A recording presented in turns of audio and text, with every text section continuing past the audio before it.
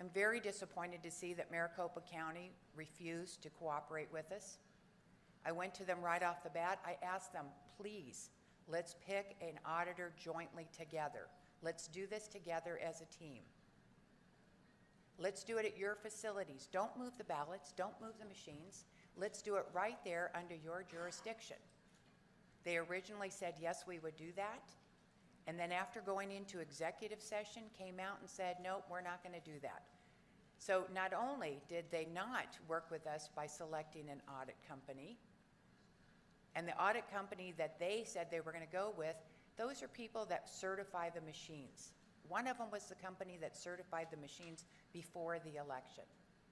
And that's not what we had discussed. We said full forensic audit. We want to make sure everything is checked.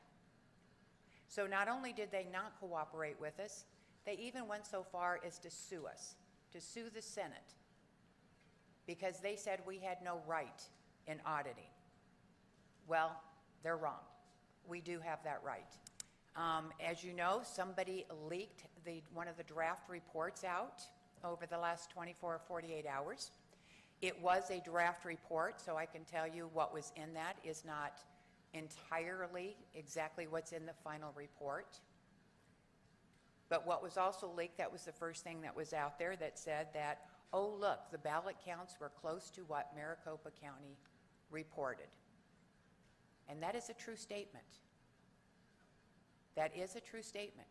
They were close. Now, I find it ironic that our Secretary of State and a few others have called this a sham audit, that you can't trust it, you can't believe it. Well, the interesting fact is truth, numbers are numbers. And we've said that from day one. What you're going to see is exactly what it is, the truth.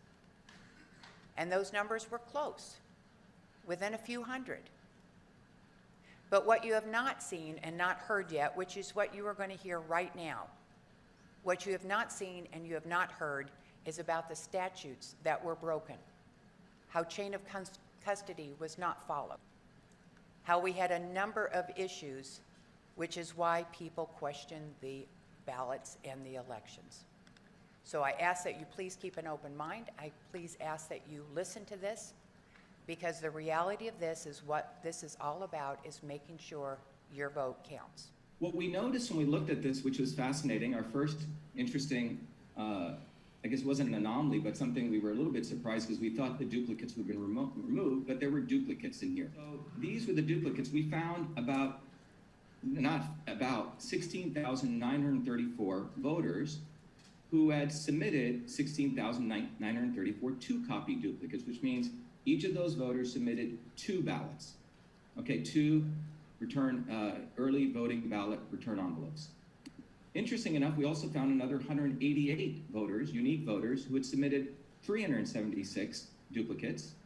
So the total image count was 564 once you removed the duplicates, right? Because you want to take one of them. And then finally, we found also 4 individuals who submitted 12 duplicates, total images being 16.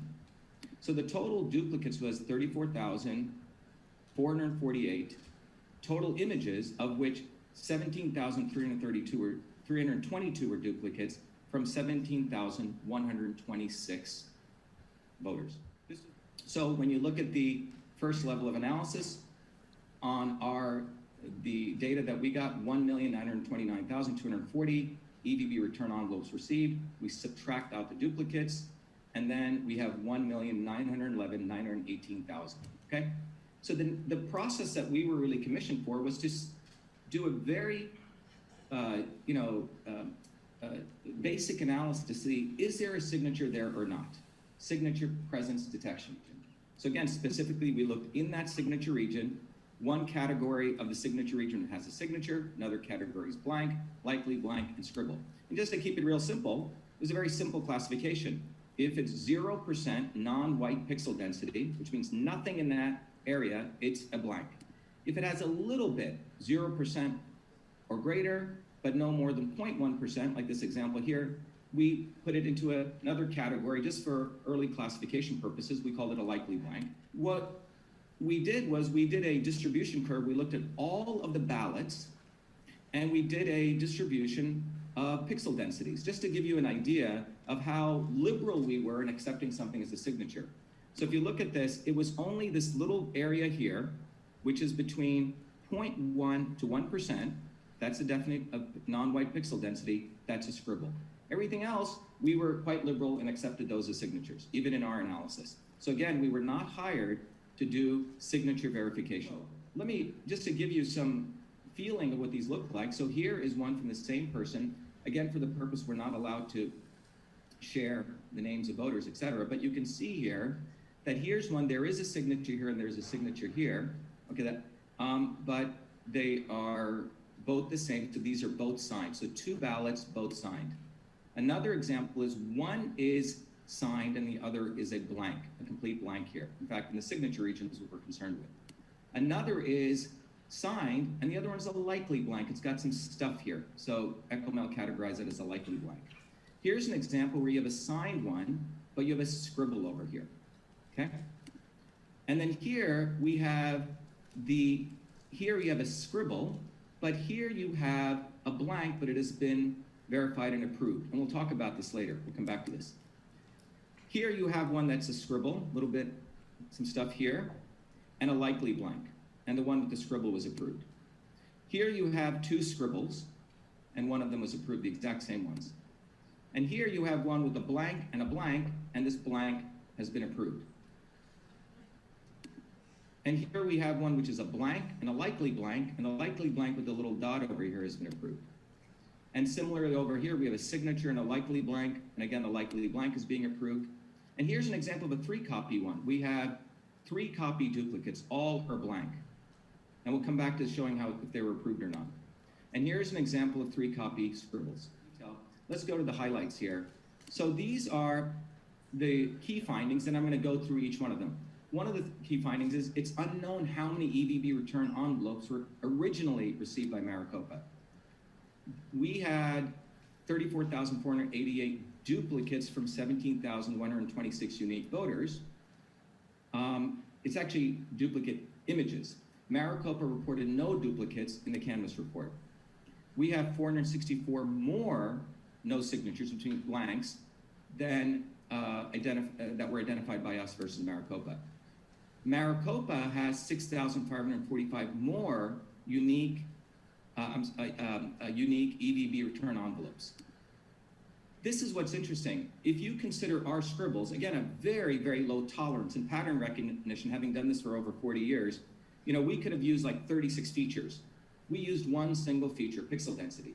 We would love to use more features, but just using that one feature at a very low threshold is key here, we've identified 2,580 scribbles, which would have assumed they're all bad signatures. Maricopa identified 0.031%, which is what that 587 represents. This actually represents 4 times that. We'll come back to that. Finally, Maricopa has 9,589 more net EVB envelopes that was submitted to signature verification versus what we have. And we're also going to see shortly is that we're going to see that we also saw through further analysis a 25% surge of duplicates in the last 6 days between November 4th to the 9th. We also saw some very interesting other anomalies where blanks of duplicates were being stamped, verified, and approved. We also saw stamps of verified and approved in blank signature regions, and I'll share with you those. What's more interesting, I would consider it's potentially a critical anomaly, is that we saw the verified and approved stamps appearing behind the envelopes. And I'll show you this. It's almost as though it was imaged on there, or I don't want to say, you know, Photoshop, but put on there. But it's quite fascinating. I'm sure there's some explanation for this. And then finally, we have cases where we have 2 different voter IDs having the same address, same phone, same name with matching signatures. So let's go look at some of these anomalies a little more graphically. Anomaly 1, Maricopa reported only 587 bad signatures. To give you some idea, that's 0.031%. And for people who didn't really like math, I thought I'd make it a little more pictorial. So this would be 1 bad signature for every 3,268 early voting ballot envelopes. So if you think about 1,918,463 early voting ballots, the unique ones that Maricopa said they got, And for each paper, by the way, the size of the paper is 0.1 millimeter, and you were to put them up, you would get 630 feet. That's the size, believe it or not, it's of the St. Louis Arch. That height, when compared to the bad signatures, would be only about 2.31 inches. So just to give you a pictorial understanding, a very, very low percentage was considered that. So again, that would be, to be specific, 0.0306% of all EVB return envelopes were deemed as bad signature. Okay. In our case, the anomalies, we discovered 2,480 bad signatures, scribbles. Again, very low tolerance, which is 0.135%. And to give you an idea, just to state it again, we were commissioned to identify the present blanks, scribbles, and signatures, not to perform signature verification. So scribbles alone were considered bad signatures, and EchoMail itself identified 335% more bad signatures than Maricopa did from its entire signature verification process. Okay, very important point here. And by the way, if we go look back at the state of Arizona 2016 general election, out of the 2 million ballots that came in, they had a signature mismatch rate of 0.13%, close to what we would have had if we just included those scribbles. All right. Again, just to restate, the scribbles are a very, very low threshold. We were not asked to do signature verification. Again, anything between 0.1 to 1% pixel density. The third anomaly is, this is again, focusing on signatures. We did a randomized analysis of just supervised review, which is human review, just randomly looking at signatures, their legibility. Again, this is a wonderful analysis that can be done in handwriting, 4 weeks before the election and 4 days after. We can't share with you this, obviously, but we found out 4 weeks before, 95% were legible signatures and only 5% were illegible. But 4 days after, 5% were legible, 95% were illegible. If I were to do a heat map, again, this is a representation, it would look like this, where the red represents illegibility and the green represents legibility. It would look like this if you wanted to visually do this. And if we had more, if we were commissioned to do this, we could do this. But you can see a marked difference between legibility. There could again be an explanation for this. Fourth anomaly.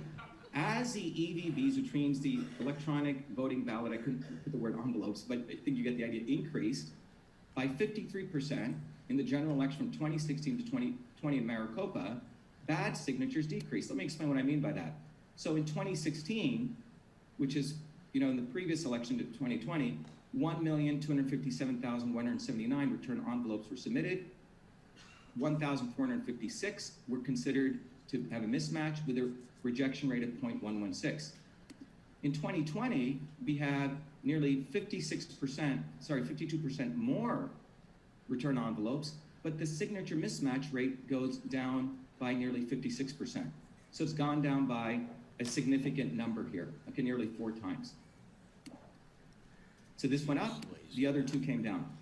A very interesting inverse relationship, which would be, again, one of the questions we have for Maricopa officials. Anomaly number 5 is there's no mention of duplicates in Maricopa Canvas report. Again, if you look here, here's a Canvas report. There's no mention of duplicates here. In our case, we found 17,126 voters sent in 2 or more ballots as duplicates, as you've seen before. Anomaly 6 is 25% plus or more of the duplicates came in during November 4th to the 9th, essentially on election day and after. So how did we find this? Well, here's a plot. Again, let me walk you through this. On the y-axis is the number of early voting ballot return envelopes, and we're plotting it by date. And again, this is based on the drive we got, which were timestamped by particular days. So it almost looks like an interesting heartbeat here. So on this day, 10/14, nearly 200,000 envelopes came in. On this day, nothing came in. So you get this interesting heartbeat signal. Then what we did was we said, why don't we, on top of this, layer in the blanks, scribbles, and duplicates? Again, since the axis for the EVBs is higher, that's on the right axis. On the left axis, I've done the totals for the scribbles, blanks, and duplicates. What's fascinating is you notice in the early part, things are following the heartbeat, okay? But somewhere along here, particularly on October 26th, this heartbeat starts sort of separating, particularly the saffron line is the duplicates. So you have the duplicates stop matching in many ways this heartbeat. So here everything stopped. So what we did was we did further analysis on the blanks, the duplicates, and the EVBRE. And this is what's interesting. So what we're plotting here is the duplicates as a function of the daily percentage of EVBs. So here's a signal, but what you see is suddenly this, what you may call a significant growth in percentage. In fact, in several of these days, there's 96% of the ballots that came in on 2 of these days are duplicates. So there was a serious number of duplicates. In fact, the area under this curve is close to 30%, 25 to 30% of the duplicates came in between November 4th to November 9th. And that motivated us to also on the same plot, drop the blanks and the scribbles. And you see the same phenomenon there. Anomaly 7. I'm sorry, I've already gone through that. The next anomaly is, we also noted that the EV33 system, which is the system that is the one that contains all the early voting ballots, had 932 voters who submitted duplicates versus the 17,126 that we identified. But what's fascinating is when we matched those 932 voters against our 17,126, only 2,138 voters matched. Let me repeat that again. The EV33, as we understand, we're not experts that this is a system where all the early voting ballots are stored. When that was gone through and found that 9,382 of those were voters who submitted duplicates, clearly this should be a subset of ours because we're supposed to have all the early voting ballots. We found out only 2,113 matched. And let me just walk you through some of these duplicates, where the duplicates are stamped and also approved. So you see the duplicate, and here it's being stamped. Nothing on here, it's being approved. Duplicate 1, duplicate 2, this one is being approved. And again, all of these came in after November 4th.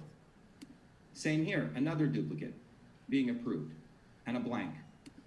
Here's another one, example 3. 2 duplicates, the blank being approved. Same here, 4th example, and there are many others, but these are pure blanks, and they're being approved. In fact, this is a 3-copy duplicates, where 2 are approved. So 1 voter sent in 3 copies, and 2 got approved.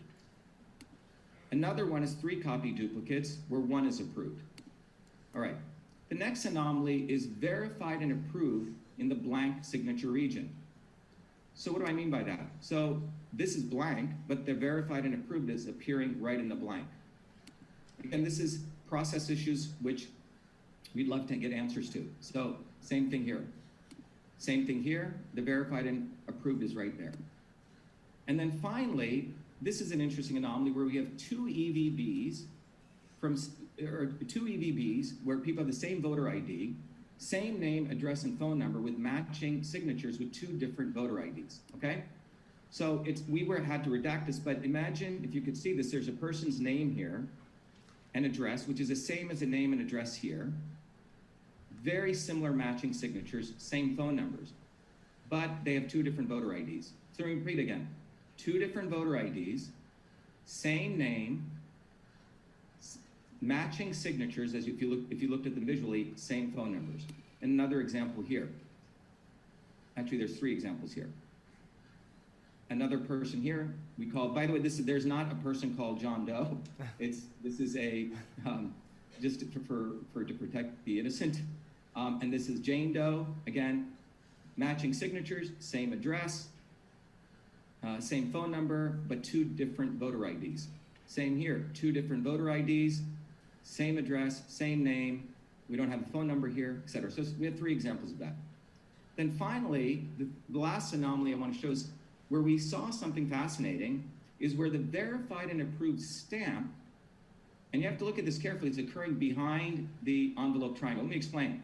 So if you look at this carefully, this is an image of an envelope. Here is a triangle, which is pointing people to print here. Now you would think if it was stamped, this stamp should be over this image, but it is actually behind the triangle. All right? And you see it here again, close up here. These are all different ballots which were approved post November 4th predominantly, where the image of the verified and approved is behind this. Now, maybe this is done for a good reason. Maybe it's an imaging technology, but typically you could, if you use Photoshop, you'd have layers, but I don't want to even accuse that, but I just want to say that it is interesting that the verified and approved is behind the envelope here, the envelope triangle. All right. So again, there's some examples here. So questions. These are the questions we have for Maricopa officials. One is, did Maricopa receive any duplicates? Again, I've gone through. We have in our possession 34,448 images representing 17 duplicates from 17,126 unique voters, 2-copy, 3-copy, and 4-copy.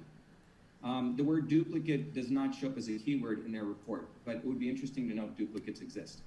The second one, is there a reason that EchoMail has no signatures than reported by Maricopa?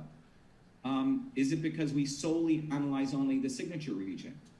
And if not, why? The next question is, why did EchoMail detect more scribbles in Maricopa's reporting of bad signatures? Again, this comes to the point which I probably emphasized enough here, but if our scribbles at that less than 1%, 0.1 to 1% pixel density were considered bad signatures, that is significantly more, 3 to 4 times more than the Maricopa's 587 bad signatures. And the other questions are the date stamps and the directories that we have, the date on which the EVB return envelopes were received by Maricopa officials. We had assumed that when we did our time temporal charts. And then finally, why does the approval stamp, verified and approved, appear to exist only on a small subset of the EVB return envelopes? Out of all the 1.9 million, that verified and approved, we find most of them exist after 11/4, after election day, but very few sprinkled. So out of all those envelopes, our initial supervised review reveals maybe 10% have this stamp on them. The other thing is, did Maricopa stamp some EVB return envelopes as EVB approved, even though signature is blank, since they found a signature elsewhere? And that would be good to know. How did they do that? What is the adjudication process? Finally, all of this leads to a very important set of things from an engineering standpoint. What is the standard operating procedure? We call it an SOP for the EVB processing. If in any engineering system, you have the SOPs, because again, we're relying on this very, very important process of the signature and its verification. What is the SOP for the signature verification? And what is the SOP for curing of questionable signatures? And finally, what is the chain of custody? Talk a little bit more about that. And the last set of questions is, why was there a sudden surge of duplicates during 1104 to 1109, which is incongruent with the trend we were seeing with the early voting ballot return envelope counts? Finally, why is the verified and approved stamp envelope appearing behind the printed envelope triangle? How does that happen? Is there some imaging that's done? Are the envelopes printed? I mean, I just have a question from an imaging standpoint. And the other question is, can two different voter IDs be associated with the same person, the same address with matching signatures? Is that allowed? And then finally, why are blanks being stamped as verified and approved? And then more importantly, why is a stamp verified and approved appearing in a blank signature region? So the future research we believe that is absolutely necessary is we need to do full signature verification audit, which means do the full 27-point analysis. Thank you very much. All right, thank you so much. And just also a note, it was interesting, we had received a lot of emails, affidavits, you name it, from people that actually worked at MTech and at the polls, and that they had told us that when it all started, 27 or 29 points of signature 27. verification, 27, thank you, that's what you're supposed to do is 27 points of signature verification, and at some point it went to 20, it went to 10, and towards the last few weeks, they were told, just stop checking signatures. We've got to get this done. So what he's showing us here does, in some sense, correlate with the things that people had told us, so for what it's worth.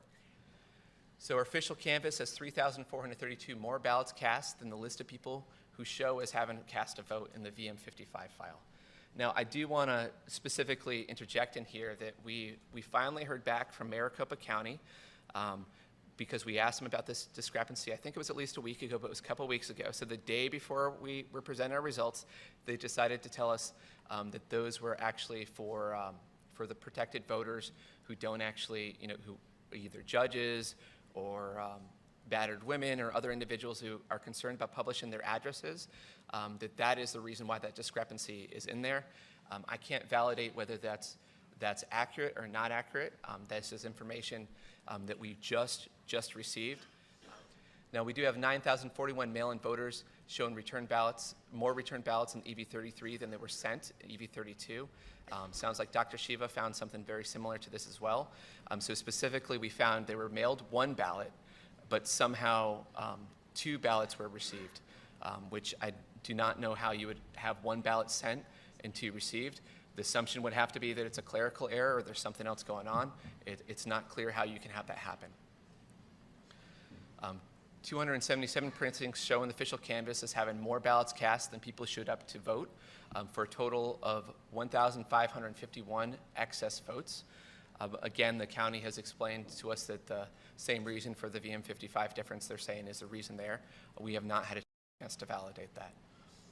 There are 2,472 ballots shown in EV33 that don't have a corresponding entries in the VM55, and only 2,042 ballots show as rejected in the official canvass for a discrepancy of 430. So let's walk through this really quickly. So if something is in the EV33, that means that an early vote was received. And we have the individual's name and the voter ID associated with it.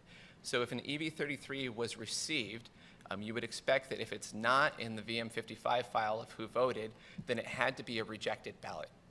Just makes logical sense. It has to be a rejected ballot. But there's 2,472 that show in the EV33, but there's only 2,042 ballots that show as rejected. So there's a discrepancy of 430. Again, just another place where these show that they don't seem to match up. We also have 397 mail-in ballots show as received that were never shown as sent. So we know that they are in the VM55, they're mail-in ballots, and they were received without somehow ever being sent a ballot. Now, we also have 255,326 early votes shown in the VM55 that do not have a corresponding entry in the EV33. And just to be clear, this is not, when you were looking at EV33 entries, EV33 entries are supposed to happen when a ballot is received, but it's not, the actual tracking of the ballots are under, the actual official canvass or the VM55. So we had, in the VM55, individuals who voted, we had entries for early voting that were in there, where in 255,000 cases of those, they were not actually included in the EV33 file.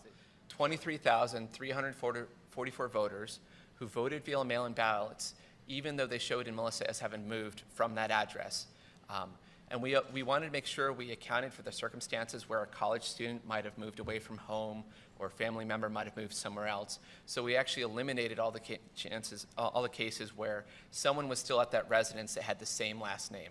That's how we came up with 23,344. So if your mail-in ballot is sent to an address that you no longer live at, there should be no way for you to receive that mail-in ballot. At least it's generally not a way for you to reset mail-in ballot, because mail-in ballots are legally not allowed to be forwarded. So it can't be forwarded to your new address. So the only way this situation could happen legally is if you know the if you know the current resident and you're able to meet with them and pick up your mail-in ballot, or somehow have some other arrangement to pick up your ballots were there. But still, 23,344 people voted when they should no longer, have access, would not normally have access at that given address. We had 2,382 voters who voted in person, even though they showed in Melissa as having moved out of Maricopa County prior to that date. We have 2,081 voters who moved out of state in the 29 days before the election and appeared to be given a full ballot, which should have been, if anything, if they voted at all, it should have been a president-only ballot, where literally the only option on the ballot would have been president. That is something that is by Arizona statute. So we had as many as 5,047 individuals who voted in more than one county for up to 5,295 additional votes. We had 393 voters with incomplete names that voted in the election. This included individuals with last name only. Last name is just an initial. There's no last name, or first name is just an initial. We also had 198 individuals who registered after the October 15th cutoff and yet still voted in the election. And we had 2,861 voters who have shared an AFSEEK number with another voter at some point in time.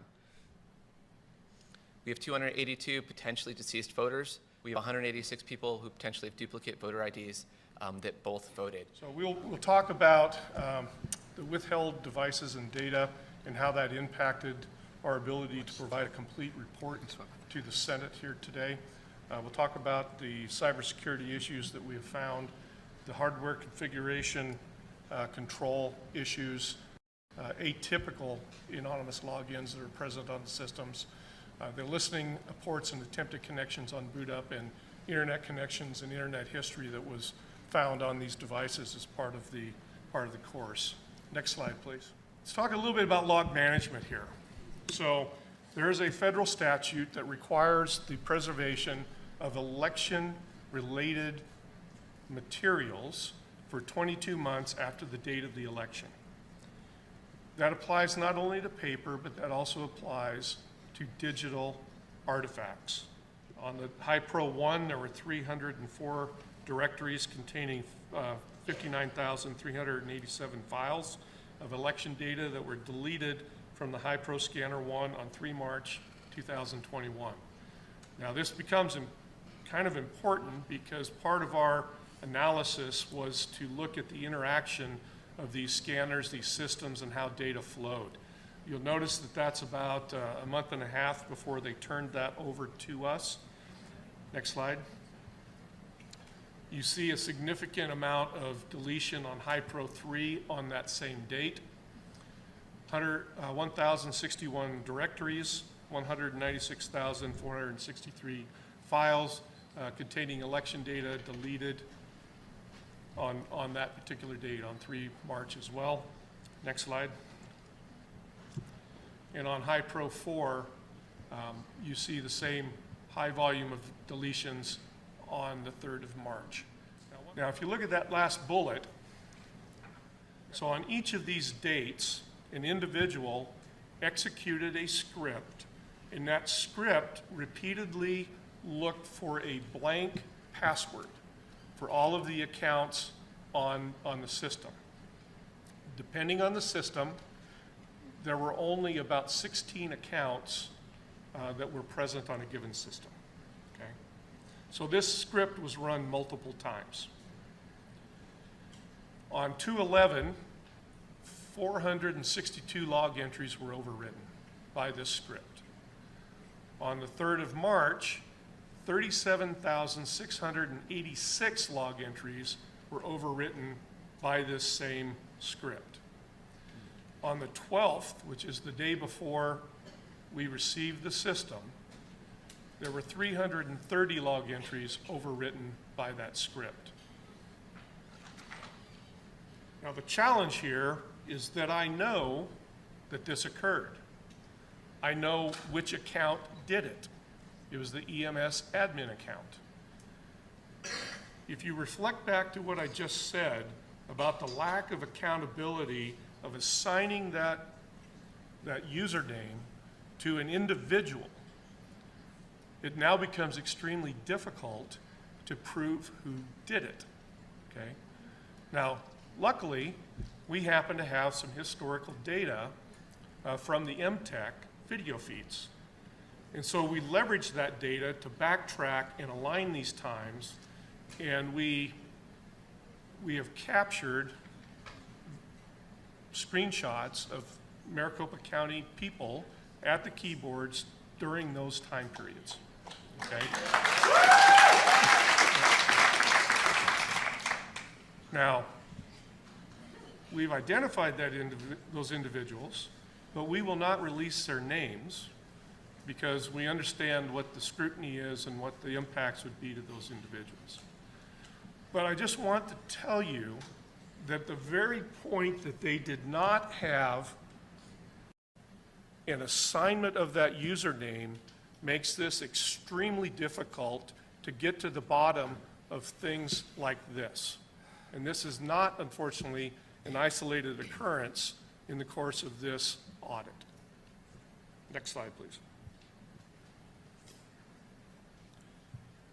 For example, on 2/1/2021, the SQL logs on the EMS indicate that the RTR admin account purged the general election results from the database on the EMS.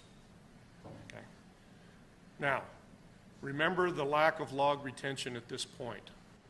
We could not find any logged entry that corresponded to to this activity, okay, from the security logs. Those Windows security logs only went back to the 5th, but everything was purged on the 1st of February. That's also right before the 2 audits commissioned by the county were due to commence. I believe they commenced on the 2nd of February. So who did it, right? Why did they do it? You would think that if you were doing an audit the next day, that you would want to have the full context of the election to be audited. But that clearly was not the case in this instance. Sorry, just to clarify, that entry says that someone went into the program and clicked on something that said, I want to purge all the results for this election. That goes through and that deletes all of the records within it, and if you actually take a look, you can see the success. It's like the second line up, that it completed successfully, and it literally deletes all of the files on the NAS directory as well, which is where all the results from the election are contained, where all the images from the election are contained, and all those other details.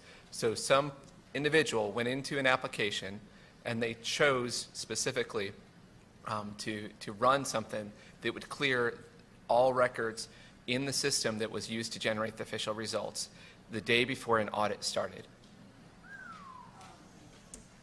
Next slide, please. You had shared passwords.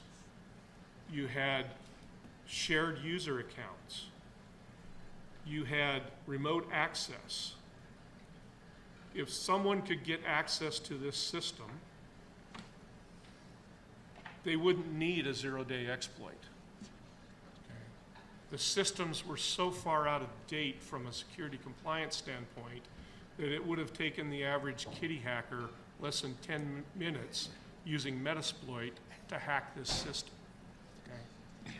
And I would like to remind everyone that's listening to this that when you have a network of computers like you have in these voting systems, it only takes one person bringing in a little hockey puck with admin access to provide external remote access to that voting system. And what I have found perhaps the most unsettling through this whole process is the obstruction that we have seen from the county. The failure to comply with the auditor, a brazen willingness to violate a legal subpoena. Our Attorney General said that was against the law. It's truly alarming. And furthermore, to their willingness to expend significant resources, human capital, you name it, to block and to stop this audit. As I recall, it was like $18,000 or something like that for one of their audits that they spent money on. How much money have they spent trying to stop our audit? It has to be in the hundreds of thousands of dollars, but that would be an interesting number to see. Number two, the numbers don't reconcile. As you've seen through, this is a theme throughout all the reports, all of us as citizens, we should be able to pull up these election results and we should be able to, every direction, reconcile the numbers. If I subtract, early ballots, or if I subtract, or if I add the rejected, if I, no matter which way, you should be able to come up with a reconciliation so that everything balances. That needs to happen. It appears that they broke the law with duplicate ballots. And that's a huge deal. That needs to be resolved. We need to get to the bottom of whether that law was broken, how to prevent it in the future, hold people accountable that did it this time. Churning of logs. The churning of logs. We need to find out why that happened. Who did it? What was the motive? What was there? We need to get to the bottom of the logs that were there. Chain of custody issues. Number 5, chain of custody issues. Number 6, a failure to preserve data files. And number 7, cybersecurity weaknesses that were shown by Mr. Cotton, so evident here. Those are not going to get any better. We're seeing people being held hostage via cybersecurity every day, and it's constantly becoming more sophisticated. We have to definitely need to up our game there. And number 8, the envelopes with blank signatures. We have a lot of questions there that need to be answered. Let me tell everybody that all of these reports are up and posted on our website for you to access all of them. That website is azsenaterepublicans.com. azsenaterepublicans.com. You can all go there and see all of those reports.